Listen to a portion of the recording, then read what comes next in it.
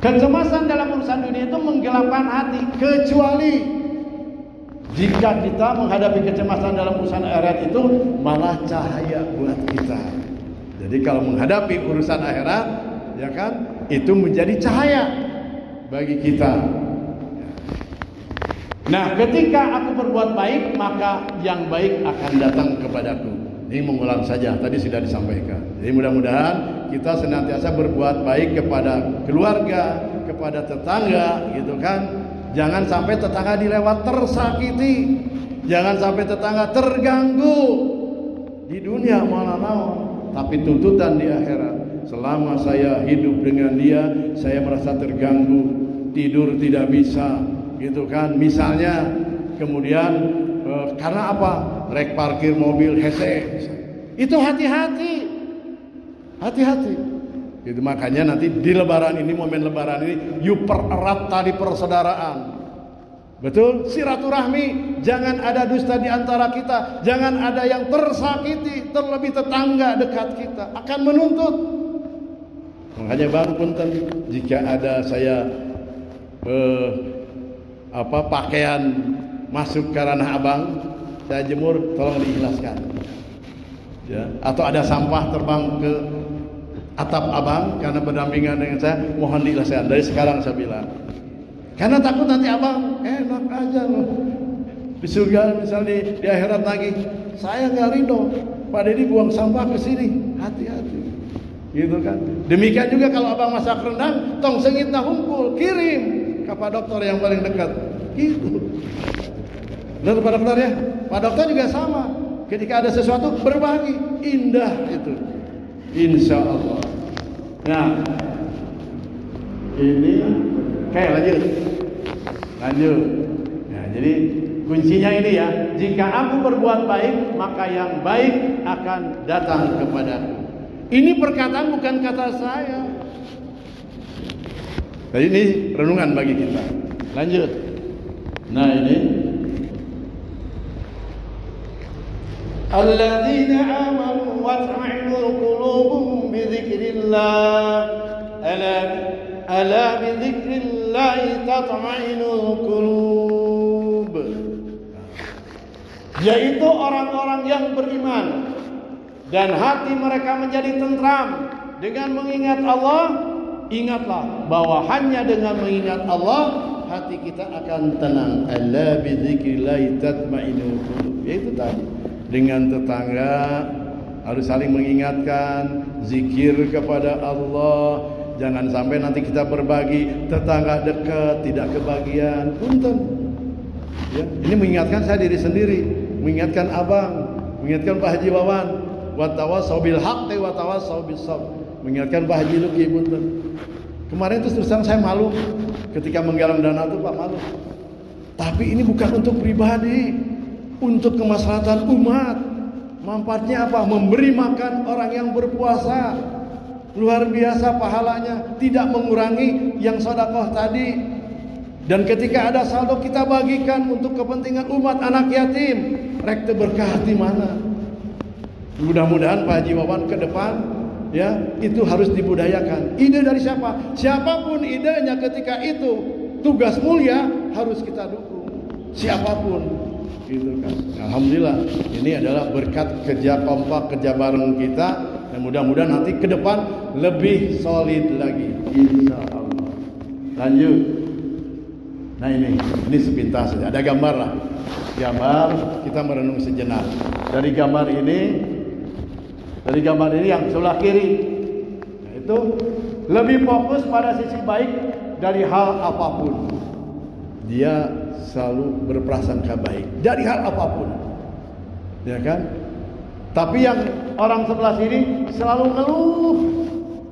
Ada yang cerita, sama lagi ada masalah nih, ngeluh terus. Belum terdengar pembicaranya itu yang menyenangkan, yang membahagiakan, yang menyejukkan. Ngeluh terus, dan komentarnya teh miring, jelek, harus nak pengurus teh. Misal gitu kan, KRW harusnya ada yang seperti itu. Di dia mah tidak ada. Di tempat lain nilai kepemimpin goreng. Lihat manusia itu ada dua sisi, sisi baik dan sisi jelek. Ketika ada jelek, ingatkan oleh kita karena Allah, bukan karena sentimen. Setuju Pak? Kalau karena Allah datangan punten ya. Aya nu kirang sempurna, abdi gade masuk-masukan. Ka Pak RW, ka Pak Ketua DKM, sampaikan apa adanya. Ya kan? Enggak apa-apa, saya yakin pimpinan kita juga mau menerima, tapi karena Allah, bukan karena tendensi ada maksud lain. Ya, selalu mengeluh dan komentarnya goreng we. Aya nu kitu, insyaallah teu aya di geraha. Ya. Mudah-mudahan dengan dakwah ini saya pribadi jangan sampai nanti saya mengeluh, ayo we goreng-gorengkeun batur, barijeng dia tidak berbuat. Itu. Lanjut. Nah, gambar ini positive people menerima tanggung jawab sepenuh hati. Kalau diberikan tanggung jawab itu sepenuh hati, ulah sapotong punten. Panitia juga gitu, pengurus juga gitu. Tong sapotong jadi pengurus teh. Kafah. Masuk Islam juga gitu, jangan sapotong, kafah menyeluruh. Sepenuh hati, bukan sepenuh bayaran. Jadi bayarin cenah saparo. Jadi datangna ge saparo we. Ulah gitu. Kalau kerja kan gitu ya. Ada dibayar lemurna. Kalau orang sudah memiliki jiwa sepenuh hati, rek dibayar rente, Allah melihat. Ya, At-Taubah 105. Itu. Banyak silakan. At-Taubah 105. Bekerjalah kamu. Allah, malaikat, orang-orang mukmin akan melihat apa yang kamu kerjakan. Dan nanti akan dibuka apa yang kamu lakukan itu. Itu At-Taubah ayat 105. Mangga. Ini dasarnya.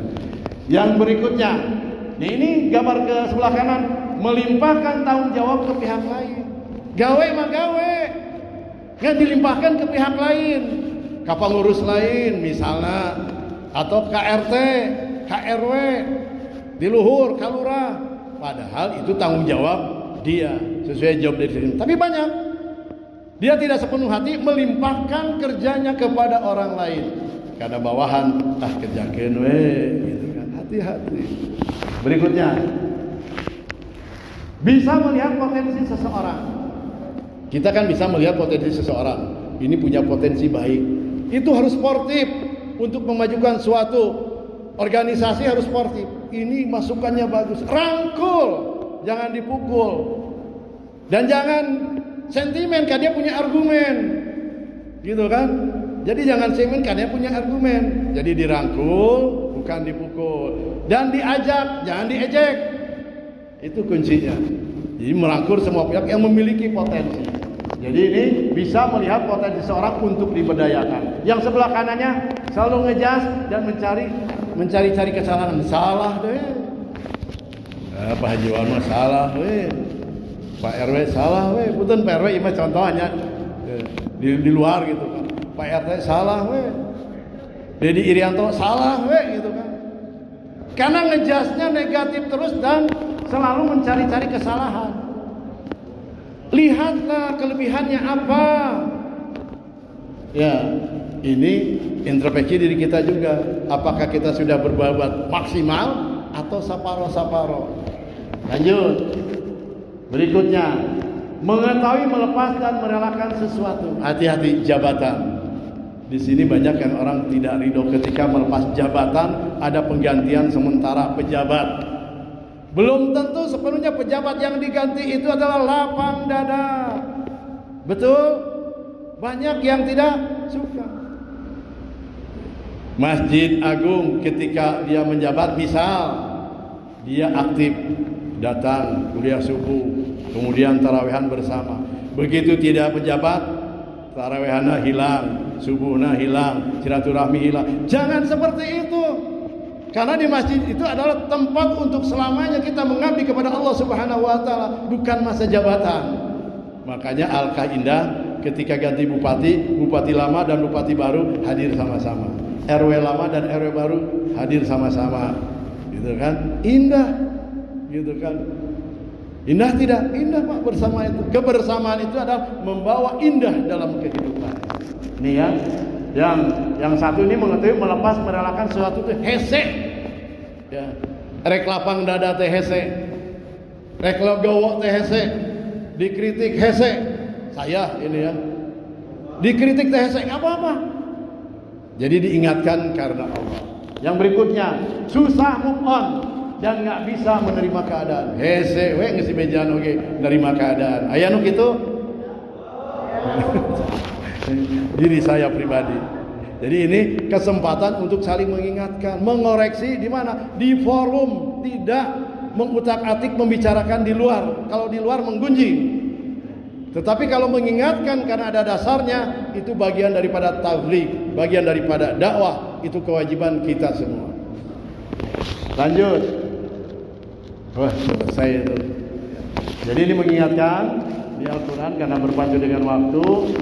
Ya, saya mau ujungnya aja dalam firman Allah Al-Imran ayat 200. Bertakwalah kepada Allah agar kamu beruntung. Wattaqullah la'alakum tuflihun. Jadi bertakwalah kepada Allah agar kamu beruntung. Takwa itu apa? Kita kan di ujung, bukan di ujung ya, pada saat di surat Al-Baqarah 183, la'allakum tattaqun. Itu maknanya dalam pertanyaan kita, apakah kita sudah menjadi bagian dari orang yang takwa? Apa definisi takwa? Enggak dijawab. Ciri-ciri takwa itu apa? Apakah kita sudah melaksanakan sebagai orang takwa? Makanya kemarin saya sampaikan, Pak, saya mengulang. Takwa di dalam Al-Quran itu hurufnya ada 4. Betul? Tercantum dibuka. Tak yang pertama kalau kita maknai, taknya itu adalah tawadu. Kalau orang takwa pasti memiliki sifat tawadu. Bukan subuh tara mawa duit ya, tawadu teh bawa duit.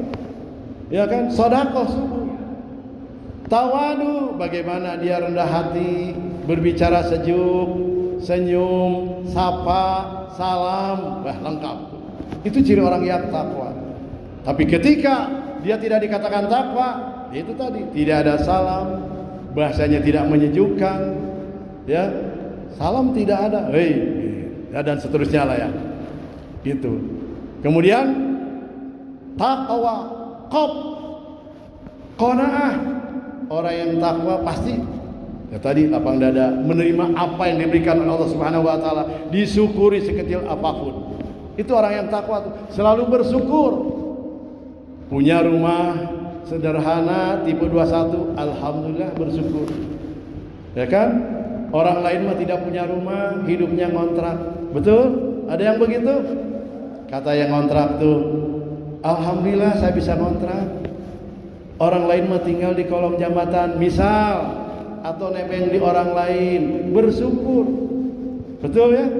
Ketika orang yang dipinjamkan rumah, alhamdulillah saya ada yang pinjamkan rumah. Orang lain mah tidak punya rumah, tidurnya di mana? Di emperan toko. Ada yang seperti itu? Ada. Jadi syukur itu melihatnya ke bawah.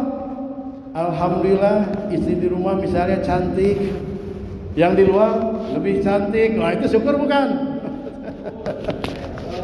Alhamdulillah punya istri cantik, yang di luar lebih cantik. Hati-hati, syukuri apa yang ada. Ya kan, punya anak belum soleh, doakan. Ya kan, minta doanya dan kita ajarkan. Kan ujian. Anak dan harta itu adalah ujian, fitnah. Jadi jangan digelonong. Tanggung jawab kita. Karena sudah jelaskan di At-Taghabun ayat 15. Sesungguhnya harta dan anak-anakmu adalah fitnah atau ujian. Bapak nanti apa naon gara-gara anak masuk geng motor, ke bawah-bawah, dipanggil ke kantor polisi, ditewakan kamari. Puluhan orang di depan selamat. Saya melihat begini. Ternyata ada panggilan bagi anaknya yang namanya ini, mohon datang ke kantor polisi. Itu apa naon salat nama? Dikira teh bener we keluar mau motoran. Ternyata jenggeng motor. Nah itu hati-hati. Ya, jadi yang berikutnya yang keduanya, sebutlah Allah sebanyak-banyaknya agar kamu beruntung. Jadi zikrullah, ya, mengingat Allah, banyak di rumah Allah, berzikir, itu adalah tanda orang yang beruntung. Ya, beruntung. Jadi tadi saya lanjut, tawadu, qofnya qanaah, yang huruf ketiganya adalah waw. Waw bermakna di sini adalah waro. Kalau orang takwa, kalau mau makan, mau minum, mau bertindak, pasti hati-hati. Betul Pak Jiluki? Makan takut haram, minum juga demikian. Tapi orang mau makan McD, teu apal teh cara memotongnya seperti apa, mau makan di mana? Buka puasa di McD dengan bangganya. Mau buka di mana? Di Migacoan, ternyata pakai minyak bebek, ya kan? Kemarin di Tangerang seperti itu. Nah, hati-hati. Makanya orang bertakwa itu waro. Hati-hati dalam makan, dalam minum, dalam bertindak. Orang bertakwa tidak sembarangan bergaul. Hinggapnya di mana? Ketika di mana saja dia akan menggenapi, ya bukan mengganjili. Berada di mana saja dia akan memberikan nilai positif. Itu indahnya orang takwa. Ya, mudah-mudahan kita termasuk orang yang takwa. Dan yang terakhir adalah yakinlah ketika kita melaksanakan, ya kan, sebagai orang yang takwa, semoga Allah meridhoinya. Itu yakin kepada Allah atas apa janji-janji Allah tersebut. Mudah-mudahan kita termasuk orang yang takwa. Inna akramakum indallahi atqakum. Sesungguhnya orang yang paling mulia di sisi Allah adalah orang yang takwa. Udah level paling tinggi itu. Kalau mau di sisi Allah, udah jadi orang yang takwa. Nah, makanya orang yang takwa ada di mana? Mangga. Ada di pasar mangga. Ada di dugem mangga. Gitu kan? Ada di masjid mangga, ada di majlis taklim mangga. Tapi dia punya keyakinan selama berada di jalan yang Allah ridai, melaksanakan segala perintah dan larangannya, itulah orang yang takwa. Lanjut. Masih ayat itu. Oh ini. Jadi manusia hidup itu manusia hidup itu ada dua, orang-orang yang merugi dan orang-orang yang beruntung. Tadi yang beruntung sudah saya sampaikan, ya. Orang yang beruntung itu yang takwa, yang berzikir. Kemudian orang yang merugi, kira-kira orang yang merugi yang apa Pak? Orang yang merugi yang menghambur-hamburkan waktu. Makanya Allah bersumpah demi masa wal asr. Ini ya.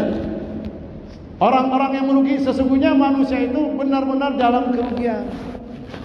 Ya kan? Kecuali orang-orang yang beriman yang mengerjakan yang beriman dan mengerjakan kebajikan, amal soleh, kemudian nasihati, saling menasihati. Ini dalam rangka saling nasihat menasihati. Mudah-mudahan yang hadir di sini termasuk orang yang beriman, yang beramal dan saling menasihati serta sabar dalam menghadapi segalanya. Karena sabar itu merupakan bagian daripada orang yang takwa. Mudah-mudahan ya kita bisa meraihnya predikat takwa. Lanjut. Ini orang yang beruntung. Lanjut.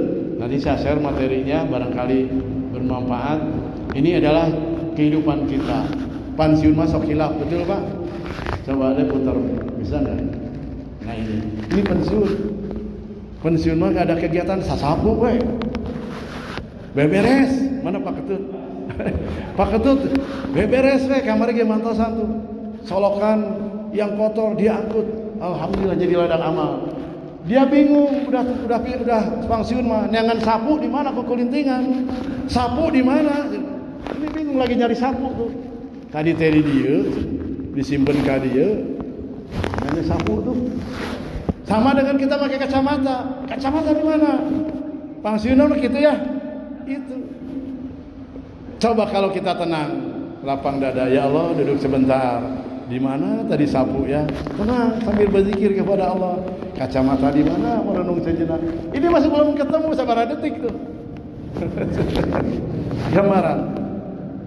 Kalau udah seperti ini, hati-hati. Kita harus lebih mendekatkan diri kepada Allah supaya tepikun. Baca Al-Quran, berzikir supaya tepikun. Ini salah satu kepikun. Oh iya gitu. Kapan nak? Sabar detik hilang waktu ya. Nah, gambaran lah. Lanjut. Nah ini kita suka lupa dalam kerja, bingung, pusing. Kerjaan tuh apa tadi itu? Lupa nih. Tadi tuh nge-WA ke saha, lupa. Komunikasi sareng saya lupa. Bener Pak dalam kerjaan gitu? Lupa cari WA ke saha. Nah kemudian lupa nih sama anak, sama istri, ya kan? Bahkan sampai kendaraan juga lupa. Pernah kendaraan itu tertinggal Pak Haji Asep ya? Di mana kendaraan? Oh tadi cadak di masjid. Pak Haji Asepnya udah di rumah, sama. Bahkan kalau kawan saya saking paniknya, ayo berangkat. Dikira anaknya sudah naik motor Pak, berangkat. Pas nyampe ini dia masih ngomong. Makanya kalau kamu jangan kesiangan. Sampai kantor masih ngomong gitu. Nah, guru tuh. Terus satpam nanya, Pak, ngomong sama siapa Bapak? Sama anak. Pas dilihat anaknya nggak ada. Dia belum naik. Ketinggalan di rumahnya. Nah itu jangan. Karena kalut dalam keadaan hati kita itu dada kita sempit. Jadi kalut aja, tenang aja. Nih dompet ketinggalan, kacamata ketinggalan, ya kan remote. Di mana itu remote-nya? Tadi di dieu. Asok itu sakapeung ya. Jangan apa-apa, Pak. Ini mengingatkan bahwa kita tuh sudah tua, harus sudah mendekat kepada Allah. Lanjut.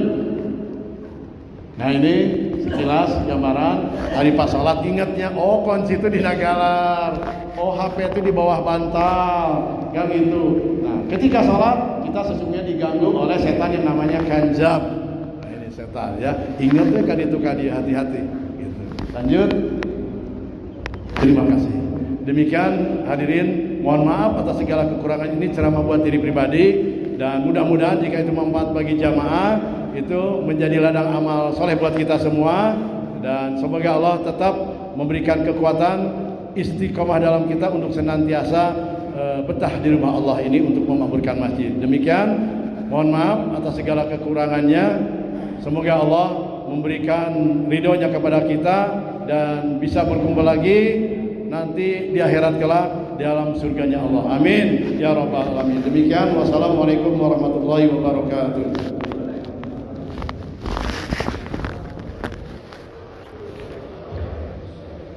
Tidak,